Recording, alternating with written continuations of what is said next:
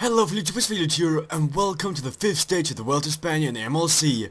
And today's stage is going to be another breakaway it's going to be another breakaway focus stage. Let's say it that way. The two last stages has been won by the breakaway, and I think today's stage will as well. But we will see. The peloton might keep it together and go for a mass sprint in the finish. Then guys like Philip Gilbert and Peter Sagan will definitely dominate. But we will see what happens today. No one knows what's going to happen. But we see Damiano Cunego getting to the front. This guy from Canceleo could actually win in the end in a sprint is going away right now. We saw the same thing with Paul Martins going yesterday, but with wet roads today from the rain that's going on right now. It's very bad weather conditions. They're attacking. We see Damiano Cunego, Luis Sanchez Gil, and Sergio Paulinho, Sylvain Chavanel attacking. But Tor Husat once again is not allowing it. But here goes Frank Schlegg. Frank Schlegg is going counter-attack. He's getting followed up by Damiano Cunego again. Are we gonna see Tor Husat trying to attack? Here goes the team. Who's that? That's Mallory from Team NetApp getting away. He's getting followed by Sylvain Chavanel, Luis Sanchez Gil, and Sergio Paulinho and Marco Binotto. But Tor Husat, the beast from Norway, is not allowing this. Equip now wants to do something today with Peter Sagan and Rada Hesjedal. We'll see if they can do anything. These guys are not really doing much. This rainy conditions, they won't let anyone get away. They're saying, you know what? With these rainy conditions, we want to get to the finish because Peter Sagan is beating every condition. But here goes the guy from Belgium. There goes Thomas again. He's a Belgian. He lost rain. He's trying to get up to Damiano Cunego and Frank Schlegg. Can he do it? Looks like he'll get away. But there goes Sylvain Chavanel. Now we see Francisco Schur's pace, and they're probably going for Fulsang like yesterday. We got third place. Maybe Fulsang can do something in the sprint again.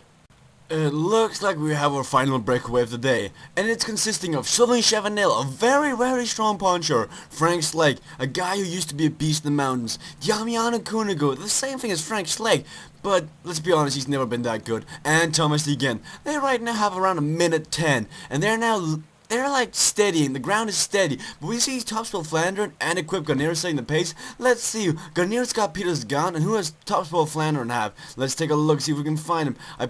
Oh, there they are. They have Thomas Leclerc today. Will we be seeing Thomas Leclerc do anything today? He's a really strong puncher. And he might actually attack on one of those hills in the end. There are 3 final hills. We might see an attack right before the finish.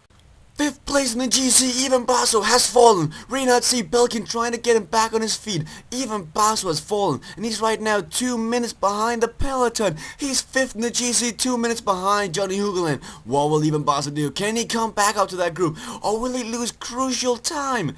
The silent assassin, or the smiling assassin, who has been the silent assassin, has not been doing that good. But in the front, we hear that they're attacking. They're going for these mountain points. We see Thomas again trying to go for this mountain classification. He's getting followed by Sylvain Chavanel on the right side. We see Damiano Cunego trying to get up there. But it looks like Sylvain Chavanel. No, there's Damiano Cunego taking it right in the line. But it's only 3 points to get into category 3. So it's not a lot. So they have to keep on attacking to get back up there. But we're going back. We have to see where is Ivan Basso. It looks like Ivan Basso is not going to be able to get back up into that group very easily. He has to put some efforts into this, and this might just hurt him in the upcoming days. We see Lotto Belisol setting a high pace right now in the peloton. They're trying to shake up Belkin, it looks like. Not very good day for Belkin.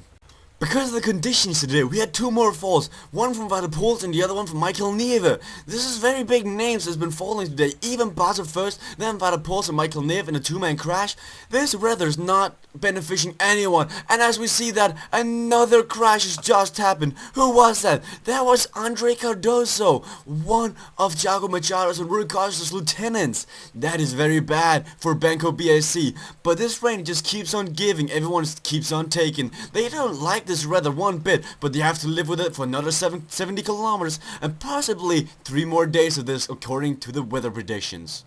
It's not going to be the main sprinters that are going to have to sprint for this today. If it ain't in a mass sprint, Andre Greipel is sitting in the ropes. He's like so close to falling off. Andre Greipel, the main sprinter from Team NetApp. But they also have Marcel Kittel and Mark Cavendish. But Andre Greipel, this is their main sprinter, and he's right now losing grab. He has to use a lot of efforts to get back up there. And right now, Category 3 is coming. And can he survive it? That's the big question. We've been seeing Team Joker, Francesco Schur, and Lotto Belisol setting a high pace out for the entire day. And regarding news about Ivan Basso, you know what? He's not gonna come back. There goes Ivan Basso's top 10 today. In the front, we have movement again from Cunego, Chavanel, Schlegg, and Degen. Let's see who's gonna get these 3 points. It looks like Cunego's gonna get these as well. Cunego's getting closer and closer to that mountain classification. But these guys only have 2 minutes down to the peloton. And if they get caught, it's gonna be interesting to see who's gonna win that mass sprint.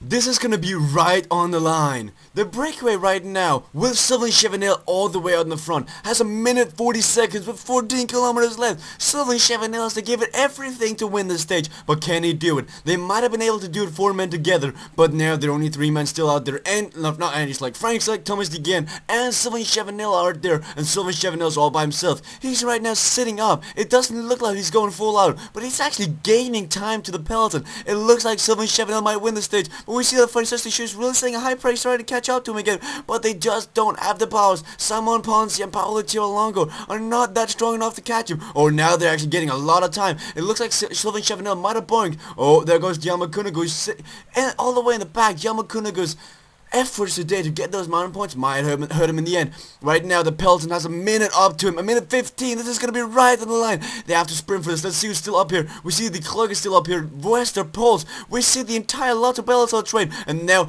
wait, no, they're losing time. They're just giving up on Sylvain Chavanel. What are they doing? What are they doing? I don't get this. Sylvain Chavanel is going to win this stage. Francesco should have stopped. And now we see Lotto Bellator. What are they doing? They could have won this stage with a guy like Vada Pulse out there. He actually came back from his fall. Oliver Keisen's up here. Where's Jürgen Rollins, their main sprinter?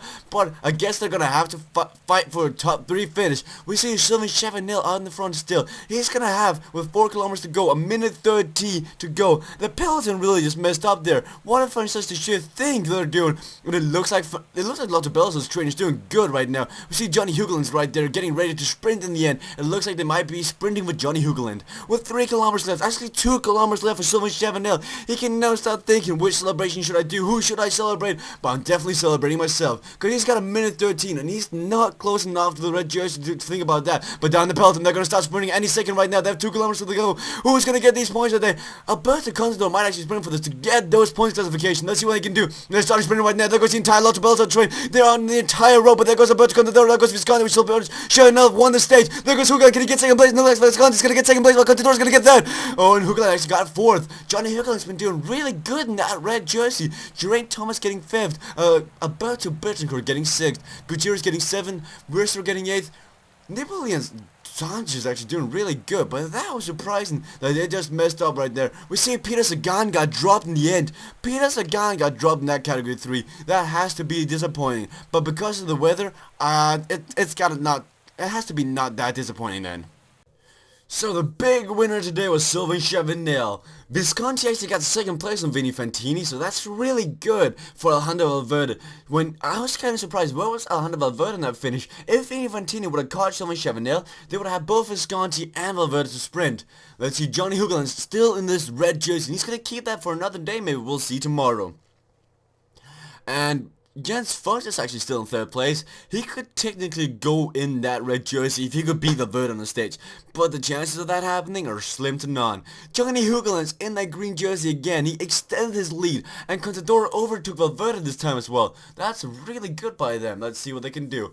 What about the mountain jersey? That is on Valverde still, but Kunagu's getting close. He's definitely saying, you know what? I might not be able to win the Vuelta España, but that mountain jersey classification, I'm coming for it. It's worth a lot of points in the MLC, and I'm going to do my best. Lotto Bellator lost a lot of time with the oval team classification. Cannondale's only 14 seconds behind. They might actually go for this one. Belkin was probably the biggest loser of the day. Let's check how much time that even Basso actually lost, because he lost a lot of time. Let's see if we can find Belkin. They gotta be close to the bottom. Yep. Belkin.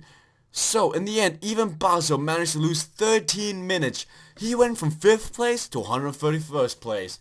Thank you guys for watching this stage. Please leave a like, please leave a comment.